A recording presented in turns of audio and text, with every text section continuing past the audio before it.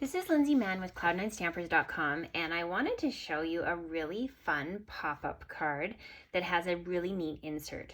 Are you ready? So this card alone is beautiful, don't get me wrong, but now watch. What? Oh my gosh, I love it. So let me show you how to do this. If you're watching this video as part of the September 2020 pop-up class, you will have received a kit that has all of the bits and pieces in it, like so.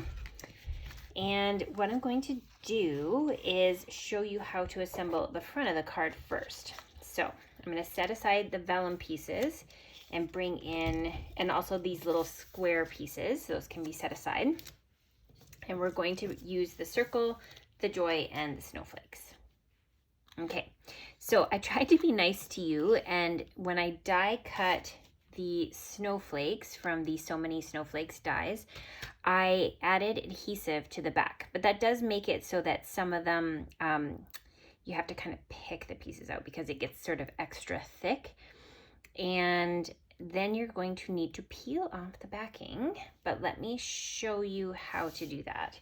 I would recommend, if you have a take your pick tool, you're going to use the little pokey part and kind of catch it underneath the adhesive backing. And you just have to be careful because it's so delicate that you don't tear the snowflake bits off. So you're just gonna gently remove that.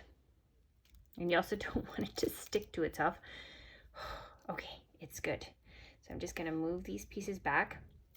Then I'd also recommend using your take your pick tool and just sticking it on like so.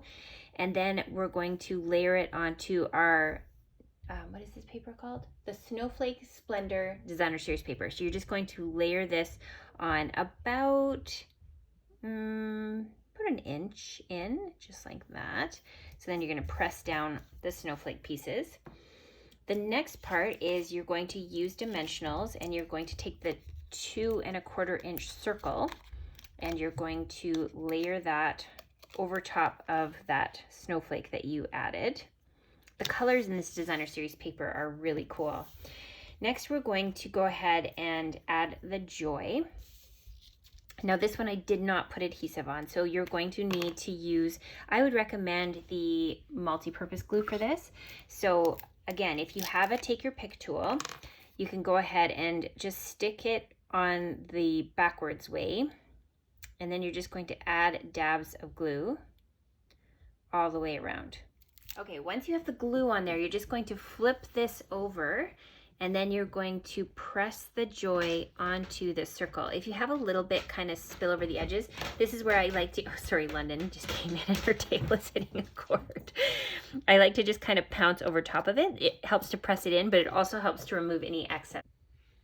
Once your glue is dry, then you can go ahead and add your blue snowflake to the top.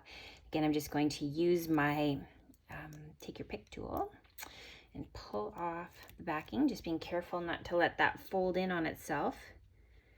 All right, and then you can go ahead and stick that on the top, and it's going to go both over the circle and onto the card front. Okay, next you're going to grab some white linen thread, and you just need maybe about 6 inches. And I'm going to bring in the bow tire. If you don't have this at home, you could use a fork. But the way it works is you put it on the opposite ends of the tines. You cross over the thread. The one that's on the bottom goes through the pegs at the top, and the other one goes through the pegs at the bottom. You just give it a little tug so it's tight, and you tie a knot, and then you pull it off, and you have a perfectly tied bow. So handy. All right, next you're going to bring in some mini glue dots, and I'm just going to peel one off. And I like to kind of squish it up because this isn't a very thick piece of thread. And now we're going to layer that right on there just to give that. And then you can go ahead and use your snips to just trim off any of the excess. Okay, so the last piece is, if you participated in the September 2020 pop-up class, you received these snowflakes. So you're going to grab your pack of snowflakes, and you're going to add one here, here, and then one up here by the other snowflake. Okay, so that's how that's going to layer. Now, on the sample card, included a stamp. If you don't have the stamp, you're just going to omit this step. But if you do have this stamp, the Peace and Joy, you're going to bring out the To the World and you're going to stamp it in Pacific Point and then just use your snips to cut that out. So then you can just layer that over here using some dimensionals. And that's how I got that. But again, if you don't have that stamp, this looks perfectly great just like that.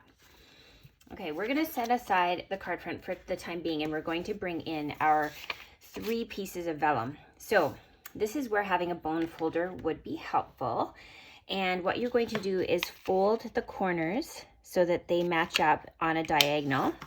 And you're going to use your bone folder to smush it. Then you're going to do the same thing on this side.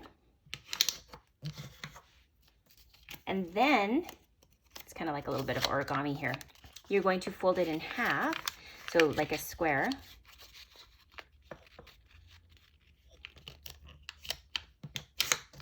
And one more time in half. Just make sure that those points are met up in the corners. So this is what it looks like when you have it all folded and scored properly. So now you're going to do that on all 3 pieces. Okay, so this is where the magic happens. You're going to bring in your adhesive and you want it to be on a diamond shape, not a square shape. You're going to add adhesive to the right-hand square and you're going to layer the middle piece and line up those score lines so you have the 2 diamonds matching up. Don't worry about seeing the adhesive at this point. Next, we're going to do the same thing with this one. So you're going to add the adhesive to that one square. And I would recommend layering it behind and again, just matching up those pieces. So now you have that look. Next, we're going to bring in the squares. These were cut out with layering square framelits. And I have 2 pool party squares and I have 2 of the snowflake squares. So I'm going to match it up so that it coordinates with my card front. And again, I'm just going to add some adhesive and we're going to layer that on this square. And then we're going to add that all the way along.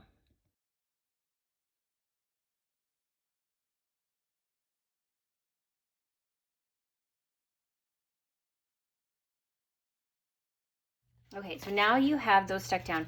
And what you're going to do is you want to fold your origami pieces so that you have the left-hand one with the points folding up, the middle one so the points are folding down, and then this one mirrors the one on the other side.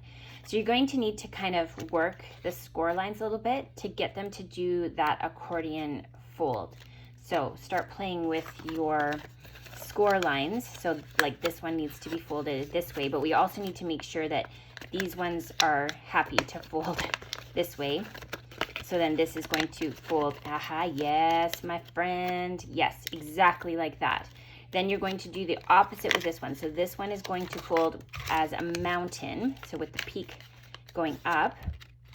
And then again, you want to fold these so they get worked in so that when you, yes, come on, my friends, yes. So just kind of like coach it along a little bit until you get them moving in the direction you want. And I'm going to do the same thing with this one with the points going down. Okay, so once you've fiddled with it and you've got it doing its accordion thing, you are going to bring in your card base.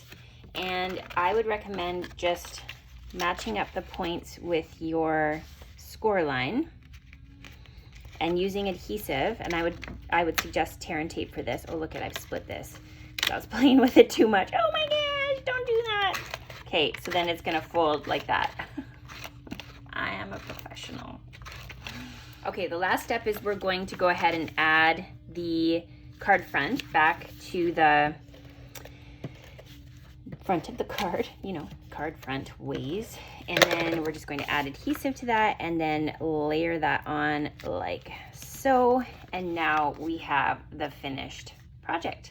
So have fun. This one is probably the trickiest one in the class, I'm not gonna lie, but it's just all folding and understanding which way the fold lines go. Good luck.